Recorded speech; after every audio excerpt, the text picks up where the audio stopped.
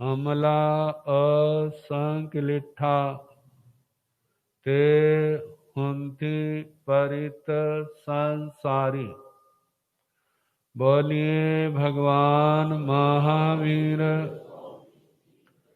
पावन चरित गुरुदेव जी। बंधु मन वच काय भव सागर को तरण में करो हमारी सहाय। जिन शासन जिन वाणी सदा जयवंत हो। श्रवण संग सदा अविचल मंगल हो। मुक्ति को प्राप्त श्रमण भगवान महावीर स्वामी उनकी परम पावन कल्याणी भागवती वाणी वाचक प्रमुख श्री इंद्र भूति गौतम आदि गणधर भगवंत जुग प्रधानाचार्य परम पूज्य श्री सुधर्मा स्वामी जी महाराज उनकी परम पावन पाठ परंपरा वर्तमान आचार्य ध्यान योगी परम पूज्य श्री शिव मुनि जी महाराज एवं गुरुजन सबके पावन चरण सरोजों में मेरा अनंत अनंत बार वंदना नमस्कार। अत्र विराजित परम वंदनीय परम पूज्य उत्तर भारतीय प्रवर्तक पूज्य श्री आशीष मुनि जी महाराज एवं मुनिवृंद धर्म प्रेमी सज्जनों माताओं तथा बहनों, कल आपको सुनाने लगे थे कितनी बार लोग साधना बहुत करते लेकिन ध्यान उपयोग न होने के कारण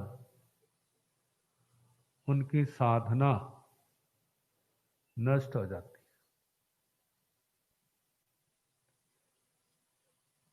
कितनी मेहनत की, मानो बिजनेस तो बड़ा अच्छा चल रहा है, इनकम भी बहुत हो रही, लेकिन पैसा टिकता नहीं। घर में बदहाली, बुरा हाल, कोई खुश नहीं।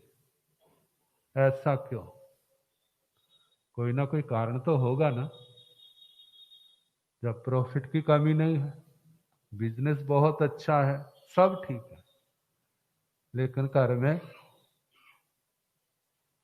खुशहाली नहीं, दरिद्रता का शासन, बिना कारण से तो ऐसा नहीं हो सकता। क्या कारण है? सातों कुव्यसनों का वहां पर किसी ना किसी रूप से जरूर प्रवेश होगा। खाना पीना शुद्ध नहीं, मद्य आदि नशीले पदार्थों का सेवन। आजकल तो लोग कहते हैं महाराज मद्य को तो छोड़ दो, ये तो पुरानी बात हो गई। आज कैसे कैसे नशे चल पड़े, और वो ऐसे नशे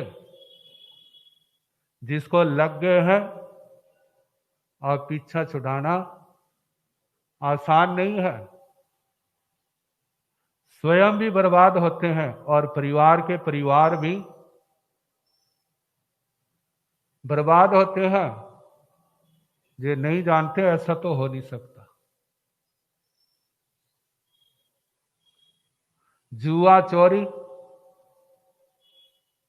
व्यभिचार, ये सारे के सारे कुव्यसन क्या हैं? उस संपत्ति को खाने वाले।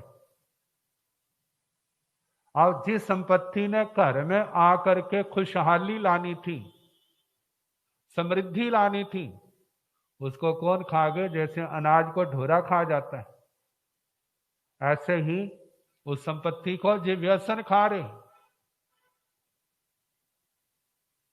ऐसे ही साधना बहुत है, लेकिन ये दोष आत्मा को आगे नहीं बढ़ने देते।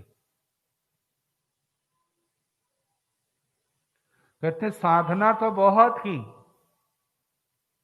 लेकिन मिला कुछ नहीं। मिलने के दो पक्ष हैं, एक है संसार पक्ष,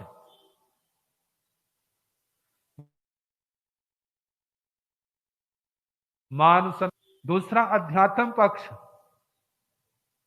आध्यात्मिक गुणों का पैदा होना आत्मा के अंदर। वैराग्य, संतोष, शांति, मृदुता, सरलता, ये गुण नहीं पैदा हो रहे। क्यों? कोई ना कोई कारण है। तो भगवान महावीर स्वामी की परंपरा में एक आचार्य हुए, श्री धर्मदास गणी जी महाराज। जब घर में थे तो राजा थे। भगवान का उपदेश सुना, साधु बन गए, संयम पालन कर रहे। पता चला मेरा बेटा धर्म का विद्रोही बन गया, धर्म से विमुख हो गया। उस बच्चे के प्रतिरोध के लिए उन्होंने एक ग्रंथ रचा जिसका नाम उपदेश माला। तो उस उपदेश माला के अंदर ही ये गाथा, ये वर्णन आया, 5 दोष व्यक्ति के वैभव को खा जाते। पहला दोष आत्म स्तुति, दूसरा दोष पर निंदा, दूसरे की निंदा, तीसरा दोष जिह्वा, ये जीव, चौथा दोष उपस्थ इंद्रिय का अनिग्रह,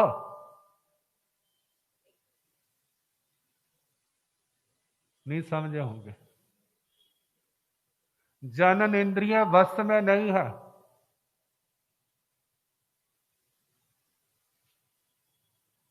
पांचवी बात कषाय, क्रोध मान माया लोभ। 5 बातें हो गई। अब पहली बात आत्म स्तुति, ये भी रोग है। सोचो भला, किसी के पास गए, उसने आपकी रिस्पेक्ट नहीं की, फिर क्या दशा होती है? होता है ना कुछ कुछ होता है, बहुत कुछ होता है। ऐसा क्यों हुआ? क्योंकि ये रोग लगा है। उसने सबको पूछा, मेरे को नहीं पूछा। कितना अपमान महसूस होता है। ऐसा क्यों? क्योंकि अपने आप को बहुत बड़ा मानना हुआ है। इसलिए हुआ ना। यदि ना मानना होता तो, मानो उसने रिस्पेक्ट नहीं की, आदर नहीं दिया, वो तो हो सकता भूल गया हो, कोई गलती हो गई, लेकिन इस दिमाग के अंदर तूफान कितना मचता है। बोलो वो चलेगा। ये काम किसने बिगाड़ा? ये हमारे अंदर जो भूख है, ये बीमारी है आत्म स्तुति की। भगवान का जो उपदेश है, इन बीमारियों को शांत करना है। केवल शांति ही नहीं, जड़ों से उखाड़ना है।